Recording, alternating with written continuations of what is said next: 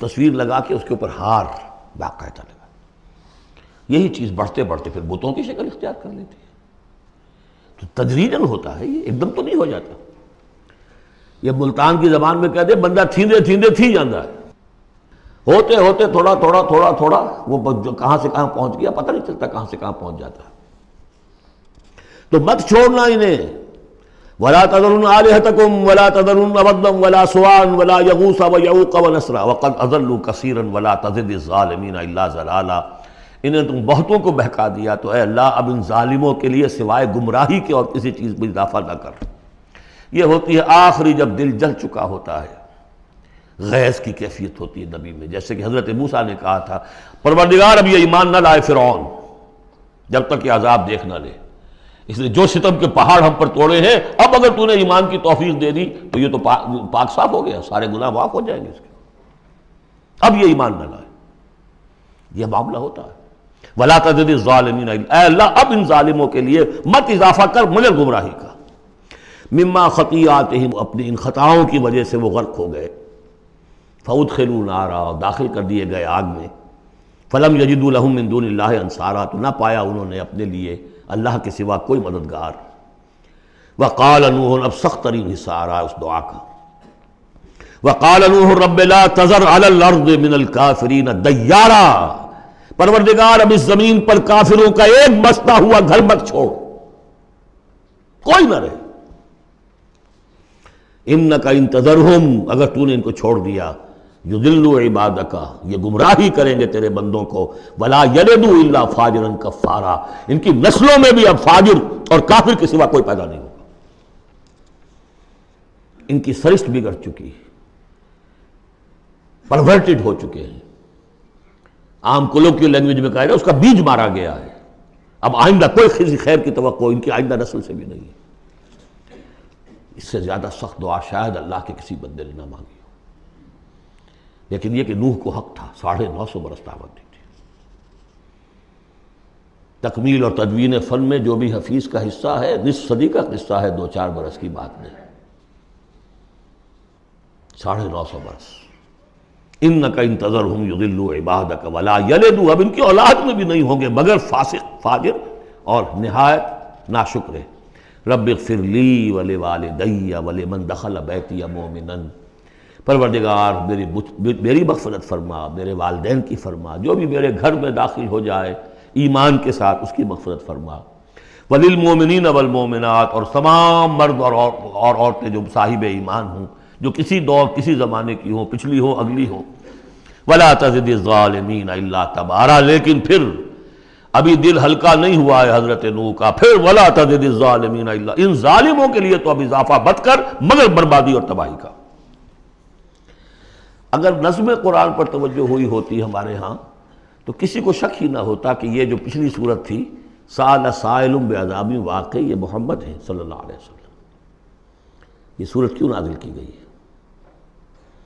حضرت نوح علیہ السلام کی دعا اور ایسی سخت دعا. تو حضور کو کہا گیا اے نبی آپ ابھی ذرا صبر کیجئے.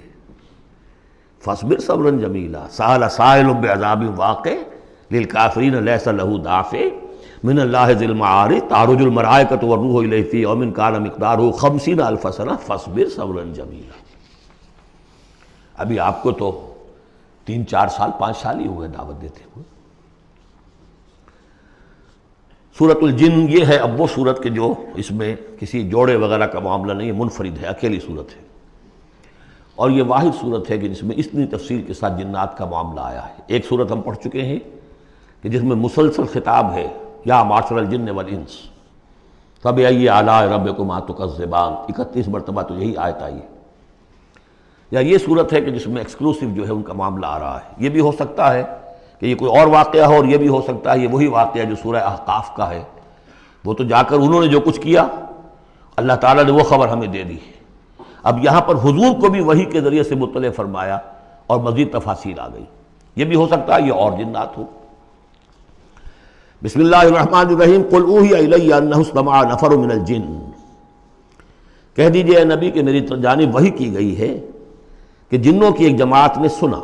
کس کو سنا؟ قرآن کو سنا.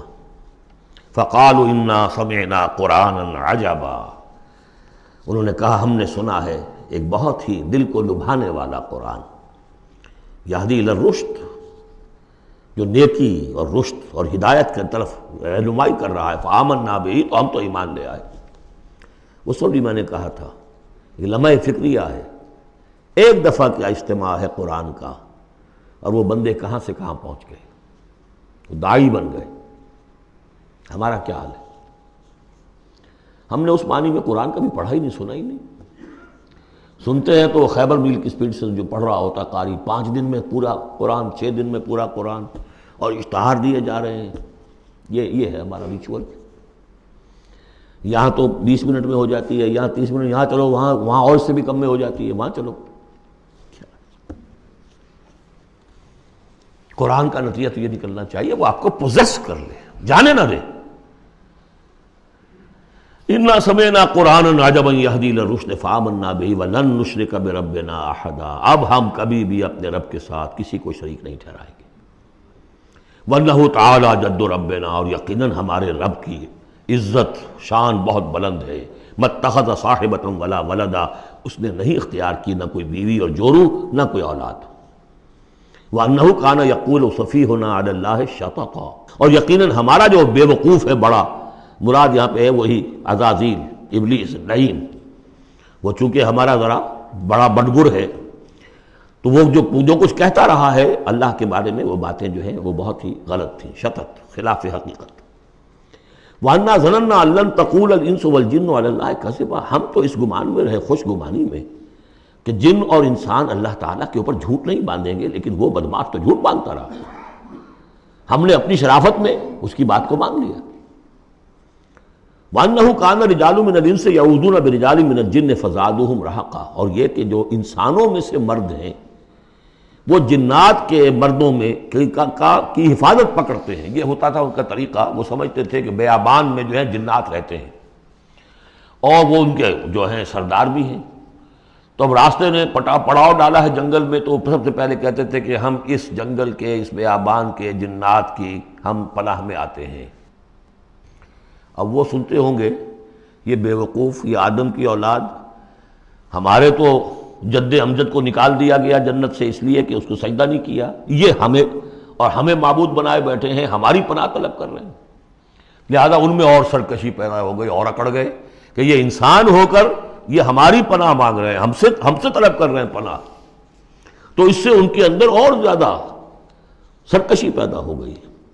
وَأَنَّهُ كَانَ رِجَالٌ مِّنَ الْإِنسِ يَعُوذُونَ بِرِجَالٍ مِّنَ الْجِنِّ فَزَادُوهُمْ رَهَقًا وَأَنَّهُمْ ظَنُّوا كَمَا ظَنَنتُمْ أَن لَّن يَبْعَثَ اللَّهُ أَحَدًا، اور دیکھو انہوں نے بھی ایسا ہی سمجھا جیسا کہ تم نے سمجھا ہوا ہے کہ اللہ کسی کو نہیں اٹھائے گا۔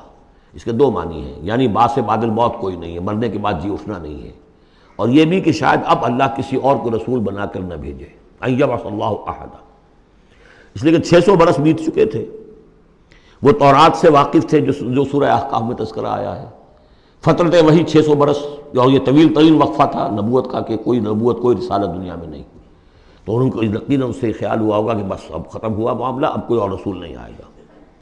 وَأَنَّا لَمَسْنَا السَّمَاءَ، اور ہم نے ذرا ٹٹولا آسمان کو، ہم نے چاہا کچھ خبریں لے کر آئیں ذرا غیب کی، فَوَجَدْنَاهَا مُلِئَتْ حَرَسًا شَدِيدًا وَشُوبًا، تو ہم نے تو پایا اس کو کہ وہ بھرا ہوا ہے سخت چوکیداری سے، اور انگارے رکھے ہوئے ہمیں کھدیڑنے کے لیے۔ یعنی یہ کہ ہمیں معلوم ہو گیا کہ کوئی واقعی وقت ایسا ہے، کیونکہ یہ سارا انتظام خاص طور پر جب کہ وہی یہ نبوت آتی تھی تو اہتمام کر لیا جاتا تھا۔ عام حالات میں کوئی بات نہیں، روح اتر رہے ہیں فرشتے، اور یہ جو ہیں یہ آگ سے بنے ہیں، وہ نوری ہیں، یہ ناری ہیں، کچھ نہ کچھ ان سے یارانہ گانٹھ کے کچھ نہ کچھ ان سے لے لیتے تھے، یا یہ کہ اچک لیا، من استرق سرقۃ، کسی نے کوئی چیز جو ہے کہیں سے لے لی۔ لیکن اب جو ہم نے دیکھا ہے آسمان کو، تو واقعی وہاں تو بڑے سخت پہرے لگے ہوئے ہیں، یعنی کوئی نہ کوئی وحی کا سلسلہ ہے اور نبوت آنی ہے، اور وہ نبوت ہمیں تو مل گئی، ہم جا کر سنائے کلام اور ہم ایمان لے آئے۔ وَأَنَّا لَمَسْنَا السَّمَاءَ فَوَجَدْنَاهَا مُلِئَتْ حَرَسًا شَدِيدًا وَشُهُبًا وَأَنَّا كُنَّا نَقْعُدُ مِنْهَا مَقَاعِدَ لِلسَّمْعِ، اور ہم وہاں بیٹھا کرتے تھے، وہاں پہ گھاٹ میں بیٹھا کرتے تھے کچھ سنگن لینے کے لیے، مقاعد، مقعد بیٹھنے کی جگہ، مورچہ جہاں پہ بیٹھا جائے، ہم وہاں پر اپنے ٹھکانوں میں بیٹھا کرتے تھے. فمن یستمع الان، لیکن اب اگر کسی نے کچھ سننے کی کوشش کی، یجد لہ شہابا رصدا، وہ پائے گا اپنے واسطے ایک انگارہ گھات میں، میزائل پیچھا کرے گا اس کا. وَأَنَّا لَا نَدْرِي أَشَرٌّ أُرِيدَ بِمَنْ فِي الْأَرْضِ أَمْ أَرَادَ بِهِمْ رَبُّهُمْ رَشَدًا. معلوم ہوتا بہت بڑے عالم تھے یہ تورات کے جاننے والے.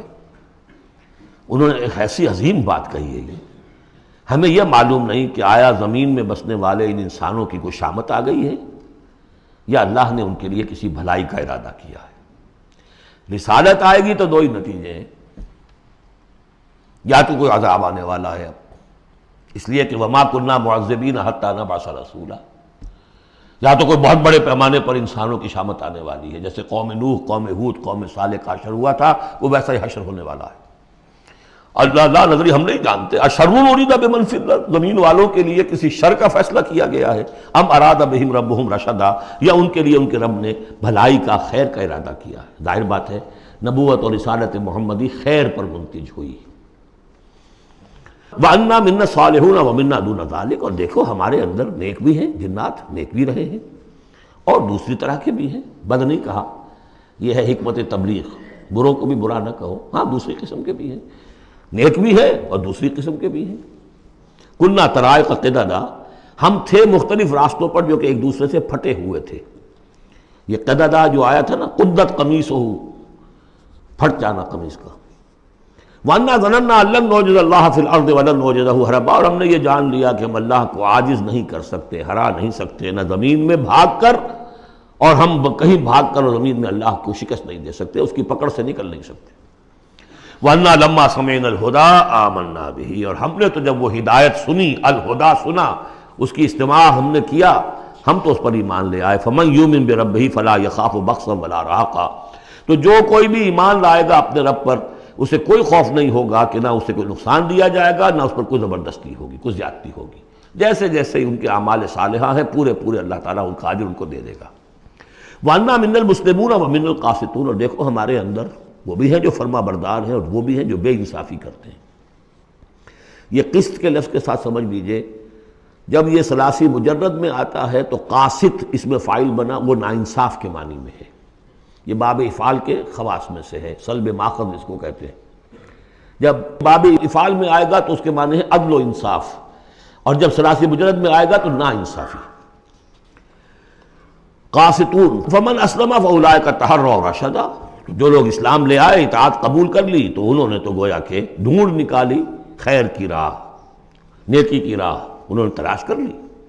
وَأَمَّا الْقَاسِطُونَ، اور جو بے انصاف ہے، فَكَانُوا لِجَهَنَّمَ حَطَبًا، وہ لوگ جو ہیں پھر جہنم کا ایندھن بن کر رہیں گے. یہاں تک ان کی تقریر ہے جو انہوں نے تبلیغ کی ہے. اب جو بات آگے آ رہی ہے یہ خود اللہ کی طرف سے کلام ہے. أَن لَوِ اسْتَقَامُوا عَلَى الطَّرِيقَةِ لَأَسْقَيْنَاهُم مَّاءً غَدَقًا، اور یہ کہ یہ اگر لوگ اپنے اس طریقے پر جو طریقہ انبیاء کا تھا، جو آدم نے دیا تھا، جو نوح نے دیا تھا، یہ چلتے رہتے تو ہم انہیں خوب پلاتے، پانی بھر بھر کر خوب سیراب کرتے ان کو. یہاں لفظ طریقت آیا ہے قرآن میں، شریعت، طریقت. ثم جعلناک علی شریعۃ من الامر، شریعت اور یہ طریقت، دونوں کا مفہوم ایک ہے، طریقہ اور شریعت. لیکن یہ کہ اس کا استعمال ہو رہا ہے کہ شریعت سے مراد لی جاتی ہے جو دین کی کا قانون ہے، اس کے ظاہری پہلو، قانونی پہلو، اور طریقت اسی کے باطنی پہلو کا نام ہے. کہ ایک نماز ہے، وضو کیسے کرو گے، کیا فرائض ہیں، کیا نوافل ہیں، کیا کام رہ گیا تو وضو نہیں ہوا، یہ شریعت بتائے گی، یہ آپ کو فقیہ بتائیں گے، یہ آپ کو مفتی حضرات بتائیں گے. لیکن نماز کی اصل روح تو ہے خشوع اور خضوع، حضور قلب. یہ پھر طریقت کی طرف منتقل کر دیا گیا، بدقسمتی سے پھر ان کو پھاڑ دیا گیا، وہ علیحدہ علیحدہ ہو گئے. یہ سب چیزیں یکجا ہونی چاہیے تھی. اور جو ہمارے اولین صوفیاں ہیں وہ بہت بڑے عالم بھی تھے، ایسے نہیں تھے کہ صرف صوفی تھے، وہ بہت بڑے مفتی بھی ہوتے تھے. بلکہ اولین کیا، اس دور میں بھی جو میں نے آپ سے بتایا تھا کہ قاضی صلاح اللہ پانی پتی رحمۃ اللہ علیہ، وہ مفتی بھی ہیں، مفسر بھی ہیں، محدث بھی ہیں، اور بہت بڑے مرشد بھی ہیں. میرزا مظہر جانے جانا شہید کے خلیفہ ہیں. اور یہ سب شیخ احمد سرہندی رحمۃ اللہ علیہ کا جو سلسلہ ہے، سلسلہ مجددیہ نقشبندیہ، اس کے بزرگ ہیں. تو وہ ہیں وہ جامع و صفات لوگ. لنفتنہم فیہ، اور یہ بھی جو ہم کو پانی پلاتے اور سیراب کرتے، یہ بھی اس لیے تاکہ ان کو اور جانچے اور پرکھے اور امتحان لے۔ ایک امتحان غربت میں ہے، ایک امتحان تمنگری میں ہے، ایک امتحان فاقے میں ہو رہا ہے، ایک امتحان ہو رہا ہے کہ کثرت سے ہم نے دے رکھا ہے۔ وَمَن يُعْرِضْ عَن ذِكْرِ رَبِّهِ، اور جو کوئی بھی اعراض کرے گا اپنے رب کے ذکر سے، يَسْلُكْهُ عَذَابًا صَعَدًا، تو وہ چلے گا، وہ ڈال دے گا اس کو چڑھتے عذاب میں، اللہ تعالیٰ ایسے عذاب میں صعدا جس کی شدت بڑھتی چلی جائے گی۔ وَأَنَّ الْمَسَاجِدَ لِلَّهِ فَلَا تَدْعُوا مَعَ اللَّهِ أَحَدًا، اور دیکھو مسجدیں اللہ کے لیے ہیں۔ مسجد سے مراد مسجد سجدے کی جگہ بھی ہے، اور مسجد سے مراد سجدے کے یہ اعضاء بھی ہیں، یہ پیشانی اور یہ ناک اور یہ ہاتھ اور یہ پاؤں، ایڑیاں، وہ پنجے، یہ سارے جو ہیں یہ سجدے کے جو جسم کے حصے ہیں۔ یہ مسجدیں بھی اور سجدے کی جگہ بھی للہ ہے، سب اللہ کی ملکیت ہے۔ فلا تدعوا مع اللہ احد، اللہ کے ساتھ کسی اور الہ کو مت پکارو۔ وانہ لما قام عبد اللہ یدعوہ قالوا یکونون علیہ لبدا، اور یہ اب یہاں پھر قول آ گیا ہے انہی کا جنات کا کہ جب وہ عبداللہ کو ہم نے دیکھا وہ کھڑا تھا، وہ قرآن پڑھ رہا تھا، وہ نماز پڑھا رہا تھا، لما قام عبداللہ یدعوہ، اسے پکار رہا تھا اللہ کو، اللہ کا بندہ، قالوا یکونون علیہ لبدا، وہ تو ایسے ہو رہے تھے سننے والے گویا کہ اس کے اوپر ٹھٹ کے ٹھٹ جمع ہو جائیں گے وہاں پر، لیکن یہ کہ وہ ایمان نہیں لا رہے تھے۔ قل انما ادعو ربی، کہہ دیجئے اے نبی صلی اللہ علیہ وسلم، دیکھو میں پکارتا ہوں اپنے رب کو، ولا اشرک بہ احدا، اس کے سوا میں کسی اور کو شریک کرنے کے لیے تیار نہیں۔ قل انی لا املک لکم ضرا ولا رشدا، کہہ دیجئے مجھے کوئی اختیار حاصل نہیں ہے تمہارے لیے، نہ کسی نقصان کا اور نہ کسی راہ پر لانے کا، میں تمہیں ہدایت نہیں دے سکتا۔ وہ آیت یاد کر لیجئے، انک لا تہدی من احببت ولکن اللہ یہدی من یشاء، اے نبی آپ ہدایت نہیں دے سکتے جسے بھی چاہیں، وہ تو اللہ ہی ہدایت دیتا ہے جس کو چاہتا ہے۔ قل انی لن یجیرنی من اللہ احد ولن اجد من دونہ ملتحدا، کہہ دیجئے میں ہرگز نہ پاؤں گا کہ مجھے اللہ کے سوا کوئی پناہ دے سکے، یجیرنی من اللہ احد، اللہ کی پکڑ سے بچانے کے لیے مجھے کوئی پناہ دے سکے میں نہیں پاؤں گا، ولن اجد من دونہ ملتحدا، اور اللہ کے سوا میں کہیں جو ہے کوئی اپنا سر چھپانے کی جگہ نہیں پاؤں گا، الا بلاغا من اللہ ورسالاتہ، الا یہ کہ میں اس کی طرف سے پیغامات اور اس کی طرف سے تبلیغ کا فریضہ سر انجام دوں۔ اگر میں نے یہ کام نہیں کیا تو میں پکڑا جاؤں گا۔ فَلَنَسْأَلَنَّ الَّذِينَ أُرْسِلَ إِلَيْهِمْ وَلَنَسْأَلَنَّ الْمُرْسَلِينَ، ہم تو پوچھ کر رہیں گے ان سے بھی جن کی طرف رسولوں کو بھیجا، اور پوچھ کر رہیں گے رسولوں سے بھی۔ وَمَنْ يَعْصِ اللَّهَ وَرَسُولَهُ، جو کوئی بھی اللہ اور اس کے رسول کی نافرمانی کرے گا، فَإِنَّ لَهُ نَارَ جَهَنَّمَ خَالِدِينَ فِيهَا أَبَدًا، تو اس کے لیے تو پھر جہنم کی آگ ہے جس میں وہ ہمیشہ ہمیشہ رہے گا۔ حَتَّى إِذَا رَأَوْا مَا يُوعَدُونَ، یہاں تک کہ جب وہ دیکھیں گے جس چیز کی انہیں دھمکی دی جا رہی ہے، فَسَيَعْلَمُونَ مَنْ أَضْعَفُ نَاصِرًا وَأَقَلُّ عَدَدًا، اس وقت انہیں معلوم ہو جائے گا کون کمزور ہے مددگاروں کے اعتبار سے اور کون اقلیت میں ہے تعداد کے اعتبار سے۔ وہ تانے دیتے تھے نا کہ دیکھو محمد تمہارے پاس تو بیٹھے بھی ہوتے ہیں تو ہمارے کمی کاری بڑے لوور طبقات کے لوگ، اور وہ بھی چند ہوتے ہیں، دیکھو جا کے ابو جہل کی محفل بھری ہوئی ہے، بڑے بڑے لوگ بیٹھے ہوئے ہیں وہاں پر۔ اس وقت معلوم ہو جائے گا من اضعف ناصرا واقل عددا۔ یہ سورہ مریم میں بہت تفصیل سے یہ مضمون آیا ہے۔ قل ان ادری اقریب ما توعدون ام یجعل له ربی امدا، کہہ دیجئے نبی مجھے یہ معلوم نہیں ہے، آیا جس چیز کا تم سے وعدہ کیا جا رہا ہے، جس چیز کی دھمکی دی جا رہی ہے، وعدہ اور وعید بنیاد ایک ہی ہے، اصل میں اصل الفاظ ایک ہی ہیں، وعید دھمکی، وعدہ، لیکن حروف اصلی وہی ہے۔ آیا وہ قریب آ چکی ہے اسے، یا ام یجعل له ربی امدا، یا یہ کہ میرا رب اس کے لیے ابھی کچھ مہلت دے، کوئی تمہاری رسی دراز کرے، یہ میں نہیں جانتا۔